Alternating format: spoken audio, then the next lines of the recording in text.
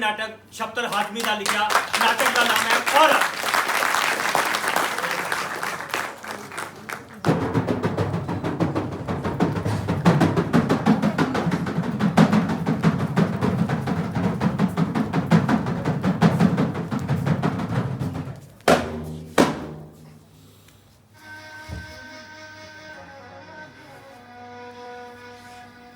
मैं एक माँ, एक बहन, एक अच्छी पत्नी, एक औरत हूँ। एक औरत जो ना जाने कब से रेगिस्तान में नंगे पांव भागती रही है।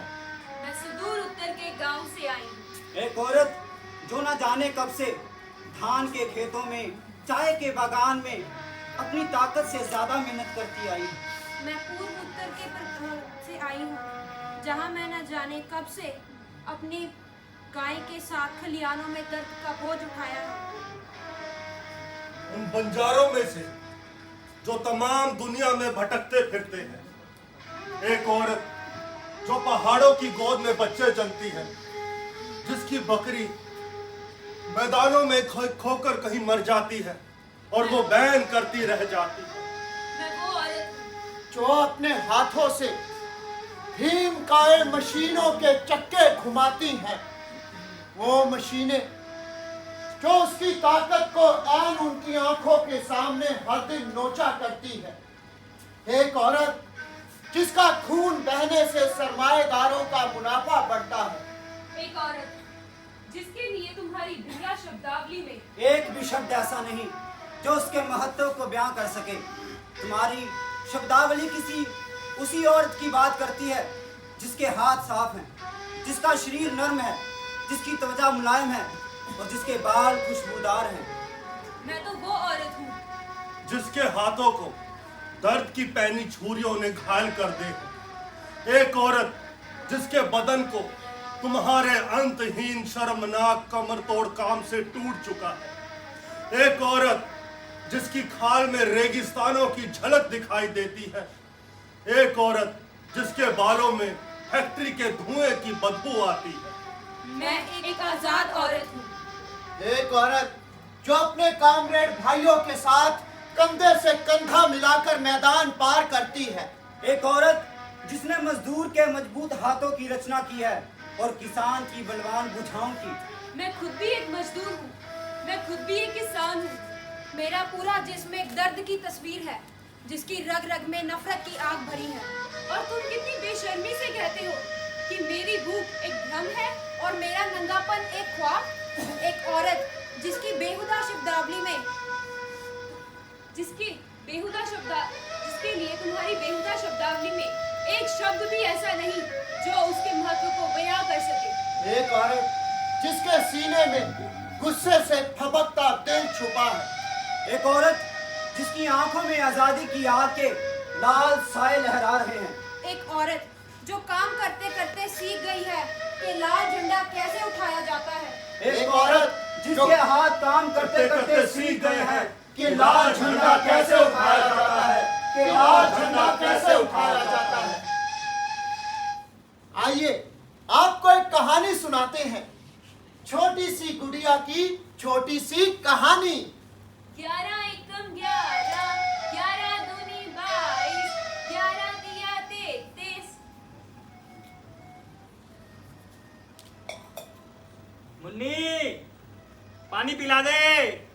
11 एकम 11, 11 दूनी 22, 11 तिया 33। अरे ये घर है या स्कूल है? कब से कह रहा हूँ पानी पिला दे, पिला दे। ना जाने क्या करे जा रही है।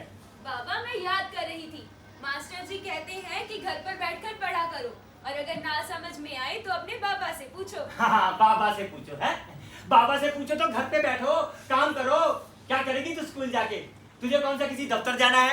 बाबा मास्टर जी कह रहे थे कि कल किताबें जरूर लानी है वरना नाम काट देंगे और वर्दी भी धुली हुई होनी चाहिए, कल इंस्पेक्टर साहब आने वाले हैं।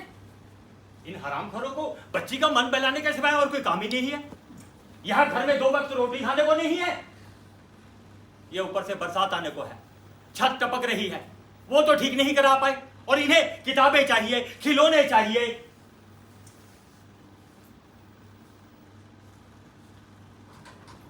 कल से तेरा स्कूल बंद। नहीं बाबा, मैं स्कूल जाऊंगी। चुप रह। तेरे भाई को स्कूल भेज रहा हूं ना, इसे में मेरी कमर टूटे जा रही है। बाबा, मैं भी स्कूल जाऊंगी, मैं भी जाऊंगी। अरे बिटिया, तू स्कूल जाकर क्या करेगी हैं? अब तू बच्ची नहीं रही है, देख कितनी बड़ी हो गई है, 10 बरस होने को आई है, डी की डी। अब आवारागर्दी करना छोड़ दे, मैं तेरे लिए कल कोई ना कोई काम ढूंढ लूंगा, ठीक है? देख जमाना बहुत बुरा आ रहा है, आवारागर्दी करना छोड़ दे। बाबा, रस्सा ला दो ना खेलने के लिए। लो, इसलिए कहता रहता हूं भाई बच्चों को स्कूल मत भेजो। कभी कॉपी किताब का खर्चा, कभी वर्दी का खर्चा, अब ना जाने ये खेल कूद के लिए रस्सा मांग रही है। एक बला हो तो बताऊं? बाबा, रस्सा ला दो ना। हाँ, मर जा, गले में रस्सा डाल के। तेरी माँ भी मर गई है, तू भी मर जा। तेरा भाई है, किसी तरीके से पाल लूंगा। अब कहां से लाऊं तेरे रस्से के लिए पैसे? पिछले 5 बरस से उन्होंने मेरी तनख्वाह का 1 रुपया नहीं बढ़ाया। जब तनख्वाह बढ़ाने को कहता हूं तो मिल बंद करने की धमकी दे देते हैं। और इन्हें किताबें चाहिए, धुली हुई वर्दी चाहिए, ये खेल कूद का सामान चाहिए। चल जा, बर्तन धो ले, उठ के स्कूल जाएगी। जाऊंगी जाऊंगी जाऊंगी, सुबह सारे बच्चे स्कूल जाते हैं, मैं भी जाऊंगी। अरे बिटिया, जिन बच्चों की फीस है ना जितनी, उतनी तो तेरे बाबा की पगार भी नहीं है। स्कूल जाएगी ये ले, अब घर में आटा खत्म है, जा जा लाला से आटा लेकर आ जाकर। बाबा, वो आटा नहीं देता। है? क्यों नहीं देता? उधार लेता है, कोई भीख तो नहीं देते। पर बाबा, उसका बेटा कहता है। क्या कहता है? कहता है कि अगर आटा चाहिए तो शाम को अकेले में आना। हैं? हरामखोर!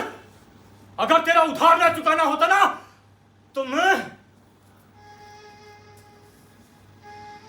अब मेरे साथ इतना बुरा सलूक नहीं होता, लेकिन बोझ मैं अब भी हूँ, इसलिए मेरा लगन तय कर दिया गया है और आज फेरे हैं। लड़का भैया की मिल में 20,000 रुपए तनख्वाह पाता है। आज मेरे यार की शादी है, आज मेरे यार की शादी है। बारात आने को है, वो देख गेट पे बारात आ गई, मैं सब सजा देता हूँ सारा सामान। वो बारात आ गई। आइए समधी, जीते रहो बेटा, जीते रहिए। आइए आइए समधी जी, आइए आइए। अरे वर वधू को जल्दी से आगे लाइए। हाँ हाँ मेरे पंडित, का वक्त निकले जा रहा क्यों है। नहीं पंडित जी, क्यों नहीं? भैया थोड़ा आगे आओ। हाँ बिटिया, सास ससुर की आज्ञा मानोगी, पति को साक्षात भगवान जानोगी, पहले उन्हें खिलाओगी फिर खुद खाओगी। सास ससुर पति अगर अन्याय करे भी तो उसे न्याय मानोगी, पलट कर जवाब नहीं दोगी, आंखें सदा नीची रखोगी और घर के काम काज संभालोगी।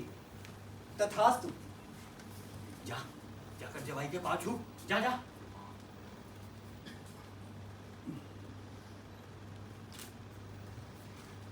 जल्दी कोई काम तलाशोगी, सुबह उठते ही सब्जी मंडी से सब्जी तरकारी लाओगी, मेरे बाप का हुक्का और चौका चक्की झाड़ू पोछा सब संभालोगी। इस घर में आराम करने नहीं बोझ बटाने आई हो। मेरी माँ को पूरा आराम दोगी, सारा काम संभालोगी। जी। तथास्तु। जल्दी चलो।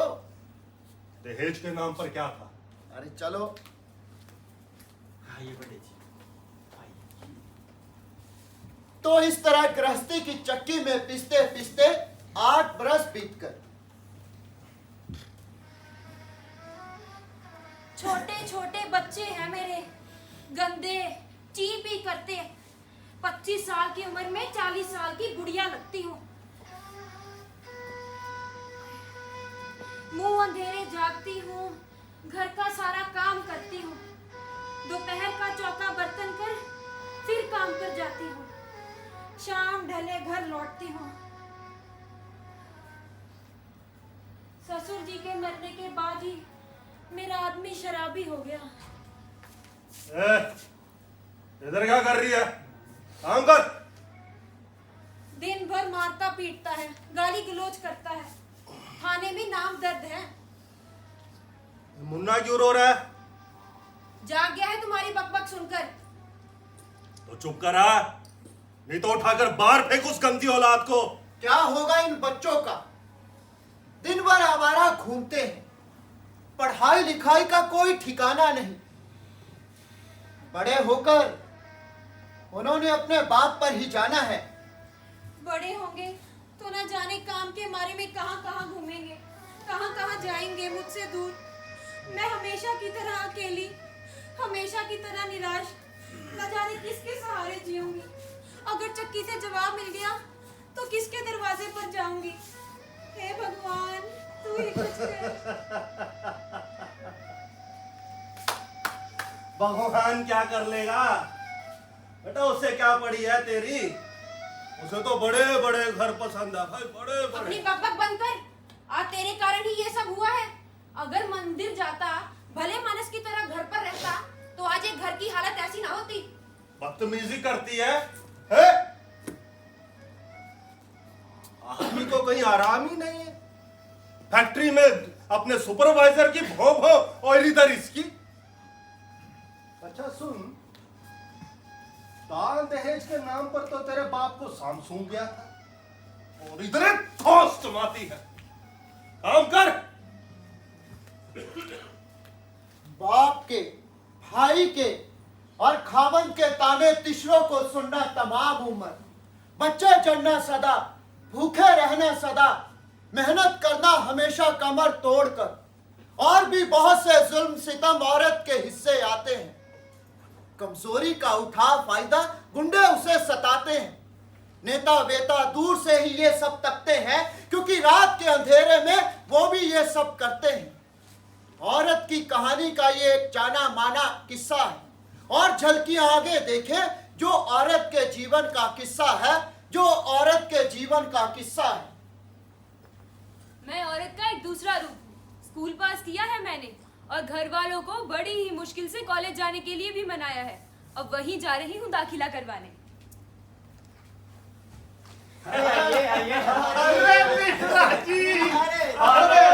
आखिरी बार तो शादी में मिल लेते हैं आप तो भाई। बड़े दिनों बाद मिले आज। तो मैं कह रहा था, समय मत बर्बाद करो। वो कैंडिडेट बाहर खड़े हैं, इंटरव्यू के लिए बुलाएं? अरे हाँ, हाँ, बुलाओ। तो बुलाते। Train train. नेक्स्ट। अगले कैंडिडेट को अंदर बुलाइए। मे आई कम इन सर? हाँ, आओ अंदर। नमस्ते। नमस्ते नहीं, गुड मॉर्निंग सर कहो। ना जाने कहां से टीचर लोग उठ के आ जाते हैं। Poor people. तुम्हारे कागजात दिखा जरा। Physics, chemistry, biology, mathematics. Hindi. Hindi? What is all this? अरे यहाँ तो मिलिट्री साइंस और चाइल्ड साइकोलॉजी में ही सीटें खाली हैं। तुम्हारा क्या होगा? सर मुझे दाखिल कर लीजिए। मैं फिजिक्स पढ़ना चाहती हूँ। मैं फिजिक्स पढ़कर इंजीनियर बनना चाहती हूँ। अरे तुम्हें मालूम है फिजिक्स की पढ़ाई में कितना खर्चा आता है? यहाँ तो लिखा है तुम्हारे बाबा को 10,000 रुपए महीना मिलता है। तुम्हें पता है यू ब्लाइनर की problem of the physics in the wild best 5,000 की आती है, और ये हर विद्यार्थी के पास होना जरूरी है। और इसके अलावा जॉन हैमबर्गर की पूरे 5,000 रुपए की किताब आती है। और कॉलेज की फीस 25,000 रुपया महीना। बिल्डिंग फंड 5,000 रुपए अलग से देना पड़ेगा तुम्हें। लैब चार्जेस पूरे 4,000 रुपए हैं। ले देकर 80-90 हजार होगा। बिल्कुल दे पाओगी। सर मैं कुछ ना कुछ जरूर करूंगी। ट्यूशन पढ़ाकर दे दूंगी। अगर तुम बच्चों को ट्यूशन पढ़ाओगी तो खुद कब पढ़ोगी? और अगर फेल होगी तो कॉलेज का नाम बदनाम होगा। बिल्कुल। अरे खुले साहब,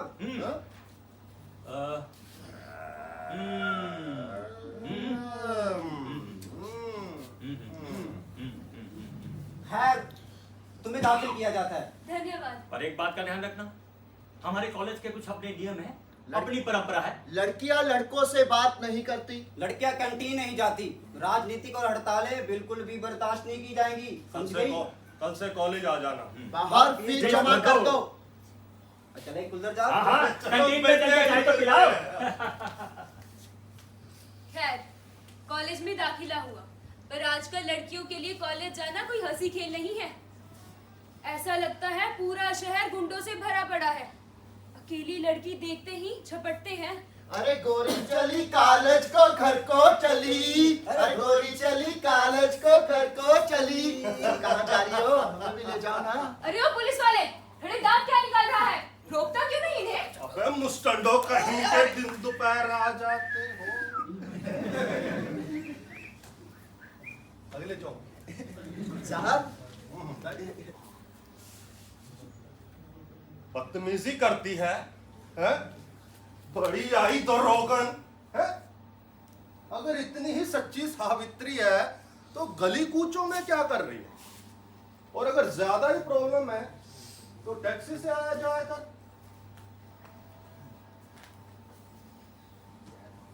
ये तो रोज होता है। शहरी हंसते हैं, शरीफ आदमी गुंडों से घबराते हैं, और पुलिस वाली के तो बात ही छोड़ो। कॉलेज की पढ़ाई किसी तरह राम राम करके खत्म हुई। बड़े घर से आने वाले, फर्राटे से इंग्लिश बोलने वाले लड़के लड़कियां फर्स्ट डिवीजन से पास हुए, और मैं रो धोकर तीसरी श्रेणी में। अब नौकरी की तलाश। एक दिन इंटरव्यू का कॉल आया, वहीं जा रही हूँ दाखिला करवाने। हाँ जी वर्मा जी। हाँ हाँ, अरे आप चिंता मत कीजिए, आपका काम हो जाएगा बस। हाँ हो जाएगा। May I come in, sir? Yes, आइए। नमस्ते। नमस्ते। ओह, इंटरव्यू के लिए? हाँ हाँ हाँ हाँ हाँ हाँ हाँ हाँ हाँ हाँ। मिस, वाह, इसमें तो आपकी सेकंड डिवीजन लिखी है। Very good. कंप्यूटर आता है? सर मुझे कंप्यूटर नहीं आता। कंप्यूटर नहीं आता तो फिर क्या आता है? तुम्हें किसी और काम का कोई 15-20 साल का अनुभव? सर अभी तो मेरी उम्र ही 20 साल है, पर मैंने फिजिक्स और केमिस्ट्री पढ़ा है, वो सब याद है मुझे। Physics, chemistry? जी। हाँ मतलब तुम काले को सफेद और सफेद को काला करना जानती होगी? जी मैं समझी नहीं। कोई बात नहीं, मैं समझाता हूँ। देखो, हमारे यहाँ इंपोर्ट एक्सपोर्ट का धंधा होता है। यहाँ रोज काले को सफेद और सफेद को काला करना होता है। बदतमीज! तुम्हारी शिक्षा किसी काम की नहीं। आप जा सकती है, आप जा सकती है, आप जा सकती है, आप जा सकती है, आप जा सकती है। आप जा सकती हैं। हर जगह से यही जवाब मिलता है। अब मैं इस बीएससी की डिग्री का क्या करूं? बेरोजगारी दूर करो, दूर करो, दूर करो, बेरोजगारी दूर करो, दूर करो, दूर करो, बेरोजगारी दूर करो, दूर करो, दूर करो। एक दिन मैंने बेरोजगार लड़के लड़कियों का जुलूस देखा, मैं भी उनमें जाकर शामिल हो गई। बेरोजगारी दूर करो, दूर करो, दूर करो, बेरोजगारी दूर करो, दूर करो, दूर करो। ए, चुप! क्या हल्ला गुल्ला मचा रखा है? भागो यहाँ से। बेरोजगारी दूर करो, दूर करो, दूर करो, बेरोजगारी दूर करो, दूर करो। ऐसे नहीं मानोगे, तुम्हें बताना पड़ेगा। अचानक पुलिस आ गई। एक एक को 10-10 ने दबोच लिया। मुझ पर भी लाठियां चली। चल। औरों के साथ डाल दिया गया जेल में। और जब 4 दिन बाद घर लौटी तो पिताजी। लड़की बदचलन हो गई है। मैं ना कहता था मत डालो कॉलेज से, हवा लग जाएगी, पर निकल आएंगे। अब बिरादरी को क्या मुंह दिखाएंगे? कौन लड़का देगा इसे? हे भगवान, उठा ले इतनी बदनामी से तो। बीबी हो, माँ हो, या हो किसी घर की बेटी, कॉलेज में पढ़ने जाती हो चाहे कोई लड़की, हर जगह जुल्म में रहती है। अब दिखाते हैं तुमको एक ऐसी कहानी जो फैक्ट्री में काम करती है बेचारी, फैक्ट्री में काम करती है बेचारी। ए हा, ए हा, ए हा, ए हा। ये काम आज शाम तक सारा हो जाना चाहिए। जी सरकार। तुम हाथ तेज चला जरा। जी साहब। टूट गई है क्या? देखने में तो हड्डी कट्टी नजर आती है और काम में हरामखोरी करती है। आते चला जरा, ए जल्दी करो, तू भी जल्दी कर। ए अगर तुझसे काम नहीं होता तो जाकर घर बैठ। तेरे जैसी बहुत सारी पहले से बाहर लाइन लगाई खड़ी है नौकरी के लिए। सबका बराबर का काम करती हूँ, ऊपर से कम दिहाड़ी देते हो, ऊपर से ये डांट डपट, ये कहाँ का न्याय है? अच्छा, मालिक के सामने जुबान लड़ाती है? अभी बता सर जी, होश में। हाथ ना उठाना। बहुत बुरा होगा, कह देते हैं। हाँ, अच्छा, ये तेवर, अभी दिखाता हूँ कि मालिक क्या चीज होता है। ए लड़की, चल काम छोड़, चल निकल यहाँ से। आज से तेरी नौकरी खत्म। सरकार, सरकार मैं आपके हाथ जोड़ती हूँ सरकार, सरकार मेरे बच्चे भूखे मर जाएंगे सरकार। अभी हाथ क्यों जोड़ती है? क्यों खुद को इतना गिराती है? यूनियन किस काम आएगी? तो अर्जी लिख, हम सब तेरे साथ हैं। हाँ हाँ, हम सब तुम्हारे साथ हैं। नहीं भैया, मैं जाके सरकार के पाँव पकड़ लूंगी, भगवान जरूर कुछ करेंगे। अरे भगवान अगर तुम्हारे होते तो 2 रोटी के लिए ये दिन दिखलाते। तो लड़, हम सब तुम्हारे साथ हैं। हाँ हाँ, तेरे साथ हैं। अरे भैया तुम क्यों मेरे पीछे पड़े हो? तुम्हारा तो काम ही है फजूल में हुल्लड़बाजी करना, झगड़ने का तो मौका चाहिए बस। मैं जाकर सरकार के पाँव पकड़ लूंगी। मान जा। जान जा। सरकार, सरकार मैं तुम्हारे पाँव पड़ती हूँ सरकार, सरकार मेरा पूरा घर तुम्हारी दया से चलता है सरकार, सरकार मेरे बच्चे भूखे मर जाएंगे सरकार, सरकार नौकरी पर रख लो। बोल दिया ना, हमारे मुंह से निकली बात पत्थर की लकीर होती है। एक बार तुझे काम से निकाल दिया तो निकाल दिया, चली जा। सरकार, बोला ना चली जा। अब जा अपने हिमायतियों के पास, बोल उनको दिला देंगे तुझे काम पे, दिला देंगे तुझे नौकरी। चली जा यहाँ से। सरकार एड़िए से रहम की उम्मीद करना छोड़ दे, अपनी इन सदियों पुरानी बेड़ियों को तोड़ दे। आ चुका है वक्त अब इस पार या उस पार का, राह जाहिर हो चुका है असली जिम्मेदार का, असली जिम्मेदार का। हर जोर जुल्म की चक्कर में संघर्ष हमारा नारा है। हर जोर जुल्म की टक्कर में संघर्ष हमारा नारा है। ये काम क्यों रुक गया? ए तुम लोगों ने काम क्यों रोक दिया? काम करो सारे। सेठ जी, जब तक तुम इसे काम पर नहीं रखोगे हम भी काम नहीं करेंगे। बोल दिया ना, मैं इसे काम से निकाल चुका हूँ, अब दोबारा नहीं रखूंगा। तो पूरी हड़ताल होगी। हाँ हाँ, पूरी हड़ताल होगी। तुम लोग सबके सब भूखे मरोगे। हर जोर जुल्म की टक्कर में संघर्ष हमारा नारा है। हर जोर जुल्म की टक्कर में संघर्ष हमारा नारा है। हर जोर जुल्म की टक्कर में संघर्ष हमारा नारा है। ये वक्त की आवाज है, मिलके चलो।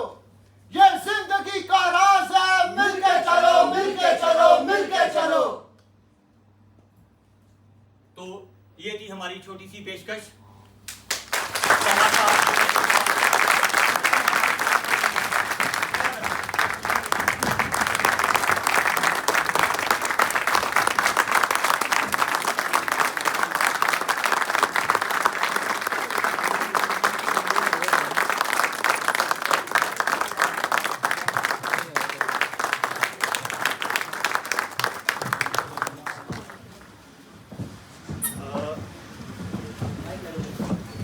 ਤਮਾਸ਼ਾ ਗਰੁੱਪ ਵੱਲੋਂ ਹੈ ਜੀ। ਪਹਿਲਾਂ ਤੁਸੀਂ ਆਪਣੇ ਲਈ ਕਲੈਪ ਕਰੋ, ਤੁਸੀਂ ਬੜੇ ਪਿਆਰ ਨਾਲ ਸਾਨੂੰ ਸੁਣਿਆ।